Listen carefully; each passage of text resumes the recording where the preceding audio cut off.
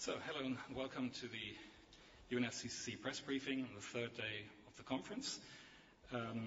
At this briefing, COP President Maita Nkumana Mashabane will be giving an overview of the status of negotiations, and UNFCCC Executive Secretary Christiana Figueres can take any specific questions you may have to her. So I'd give the floor to the COP President. Thank you very much, ladies and gentlemen of the media. Thank you for joining us this afternoon on the third day of the COP17, COP7. From the organizational perspective, the conference is proceeding well. Discussions are proceeding as planned, and the environment is conducive for constructive engagements. I've held extensive formal and informal consultations with parties in various settings prior to the commencement of this important conference. I intend to continue with these consultations in an open and transparent way as the negotiations progress. Not only to keep parties fully informed, but also for myself to get a good sense of where special attention is required before it becomes a problem. Durban can take two central decisive steps to make the world more climate resilient and to put it on a low carbon path. One set of tasks relates to how governments will work together to achieve their common goal of limiting the global temperature rise to a level which can prevent the worst ravages of climate change. This means answering the very important question of the future of the Kyoto Protocol. The Kyoto Protocol is the main multilateral system where states cooperate to address climate change.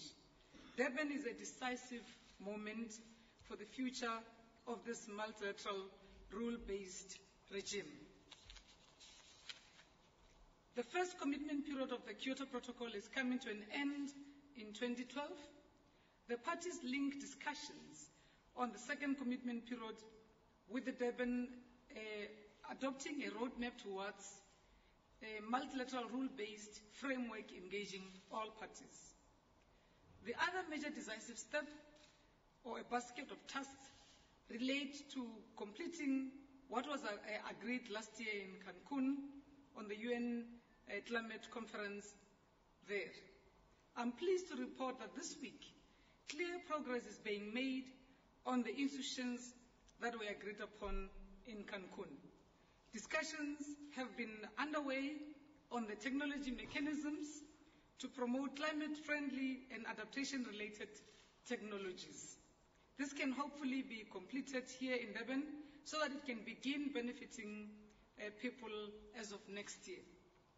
For the technology mechanisms, the focus is now on the how and what of who will host the Climate Technology Center and network. For example, looking at specifically at the criteria for the selection. The adaptation framework agreed to in Mexico to coordinate and the structure of adaptation to climate change at an international level is also being constructed. And discussions on the Green Climate Fund to help financially support adaptation and mitigation in developing countries will begin today, as will the first meeting on the Adaptation Committee. I'm sure the ladies and gentlemen of the media would be very much interested in the discussion on the Green Climate Fund that will take place later in the afternoon in plenary. I thank you for the opportunity. Thank you. Thank you very much, President Mashabane. I'll now give the floor to Executive Secretary Christiana Figueres. Well, thank you, John, but I actually have nothing to add to my president. I obviously completely agree with her summary, and I'm here more in support for anything that she might need with respect to any questions. Take questions then.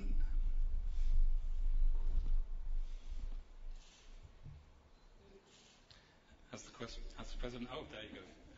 Sue Blaine. Lady in the front row, please.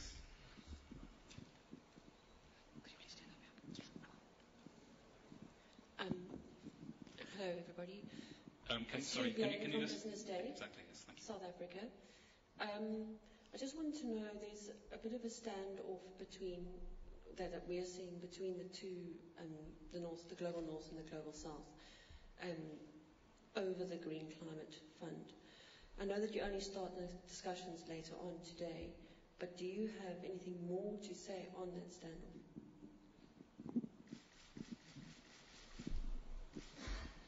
So I haven't heard or noticed any standoff, Sue. As we had reported earlier on that the report will be formally presented this afternoon in an open plenary. But the standoff, no. We are waiting for the report. So, the gentleman in the third row, the blue shirt, please. Eric Lyman. Hi, I'm Eric Lyman from BNA in Washington. This is for the president of the COP. I would like to,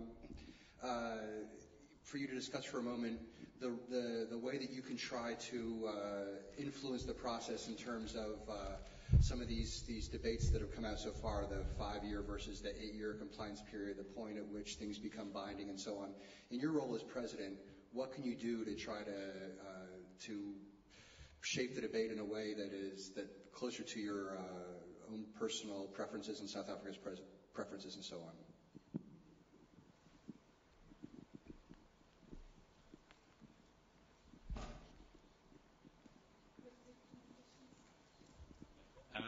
I'll come to you in a second, but Joydeep is the gentleman, and yeah, exactly, he's raising his hand over there.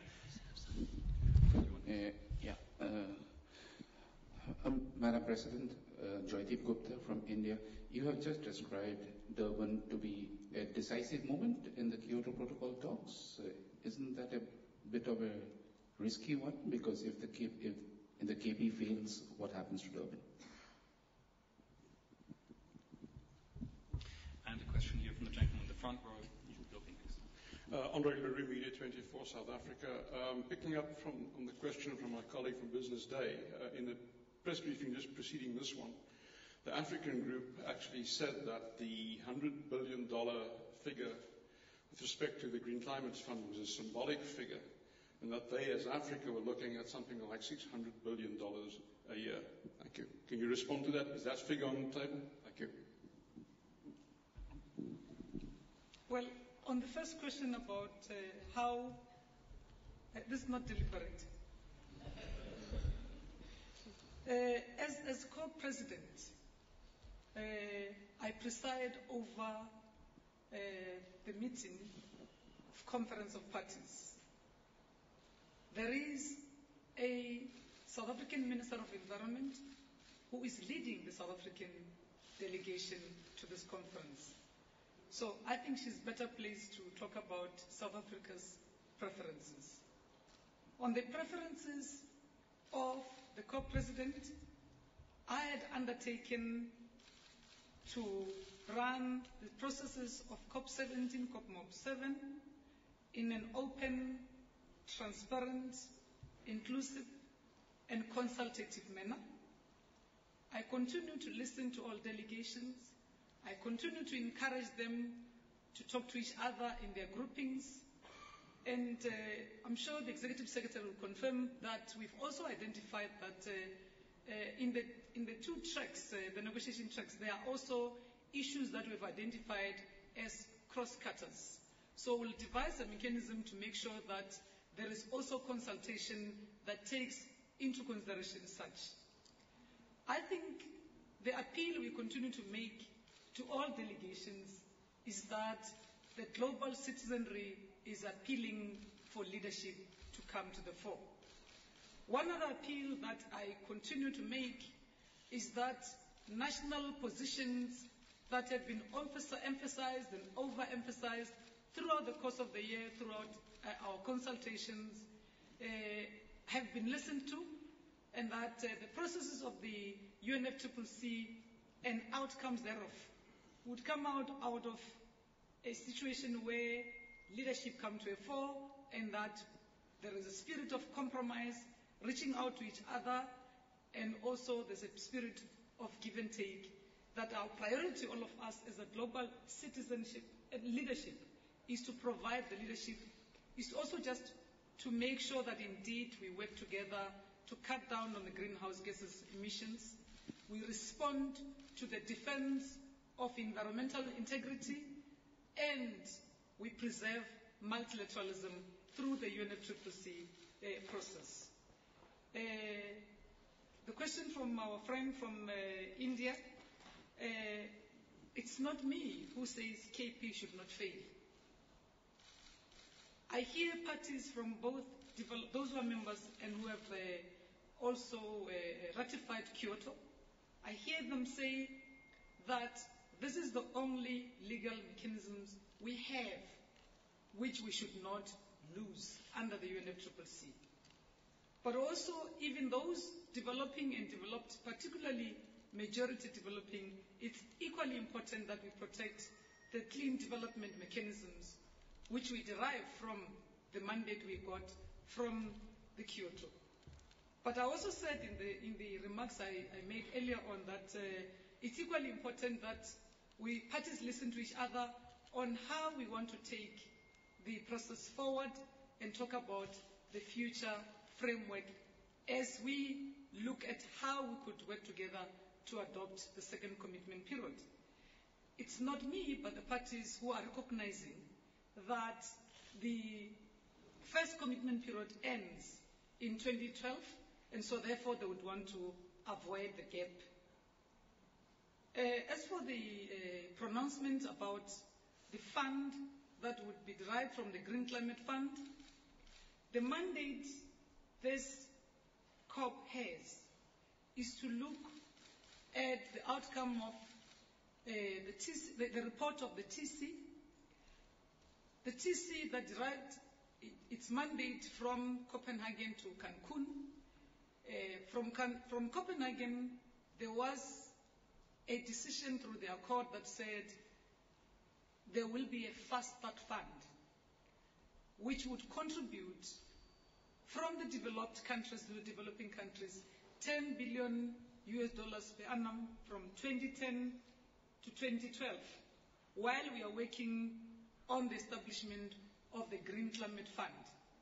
The Green Climate Fund, whose report has to be adopted here in Durban, so that the scale-up of the funding under the Green Climate Fund, the work that's being done by the Transitional Committee or the TC, scale up from 2012 to 2020, that by 2020 they've reached the 100 billion mark. About the other billions, I'm sure that's part of the negotiation text. But I'm not here to speak on behalf of any grouping. Thank you. Okay, thank you very much. There was a gentleman right at the back who had a question. And, yeah. Okay, so this will be the last round of questions then. Thank you very much. My name is Charles Chikapa from Malawi. I will quote from a statement from the Africa Group. The African Group says it enters Durban deeply concerned that the inadequate mitigation pledges, notably by developed countries under the Cancun outcomes, risk an increase in global average temperature of greater than 2% and possibly as much as 5%. Such temperature increases will have catastrophic impacts worldwide, and particularly for Africa, due to its high vulnerability and to the impacts of climate change and low adaptive capacity. Do you see any movement by the developed countries to allay such fears by the Africa Group? Thank you. Okay. We're also taking questions which can be sent in via Twitter, and we have a question. My colleague Dawn Lee, sitting in the audience, would read that question out. She's in the fourth row, so at the back. She's raising her hand.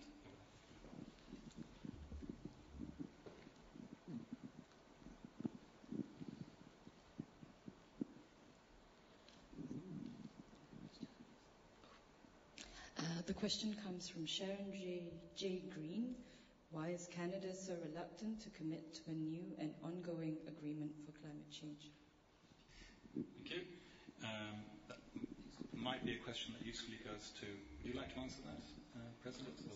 Okay, we'll take the last question. The lady in the front row.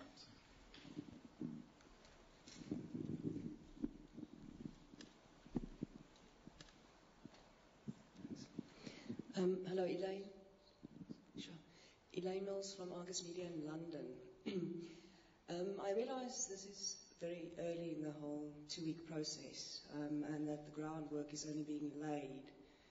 But I was wondering if you could give us more of a sense of what the likelihood is of agreement being reached on a continuation of the Kyoto Protocol, and whether that is likely to be an 8-year period or a 5-year period. Thank you. Well, I think from the question raised by Charles from Malawi, I think he spoke for another group. In my response, I'll remain neutral. What I do know is that all party members should be worried about the low level of ambition. That's what the co-presidency says, that we need to rise to the occasion, all of us, to make sure that we work together to mitigate, to cut down on the greenhouse gas emissions. We can only do that if we become ambitious in raising the level of commitment, in making sure that we work for a joint effort on cutting down the greenhouse gas emissions and work for below 2 degrees Celsius.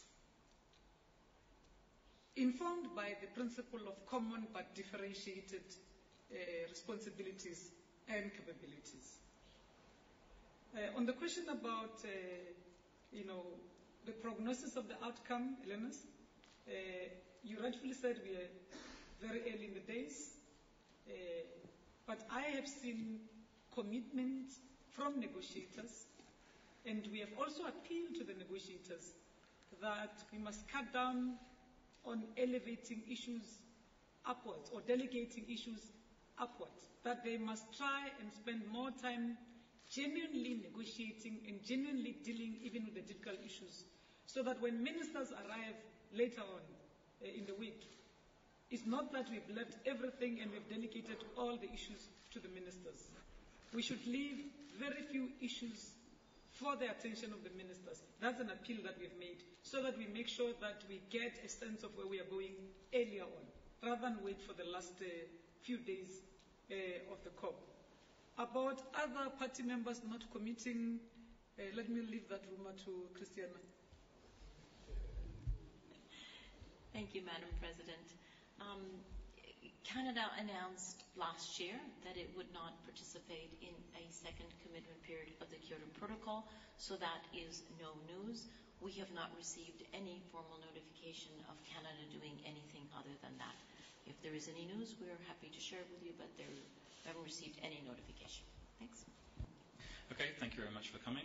The next UNFCCC press briefing will be on Friday at 13:15.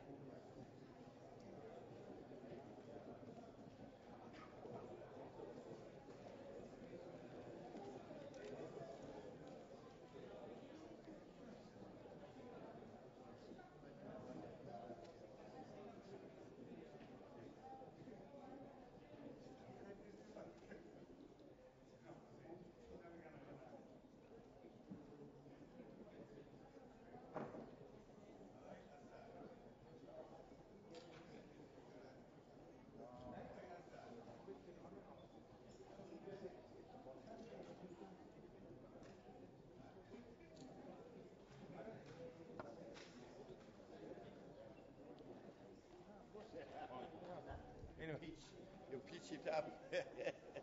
Why not? Eh?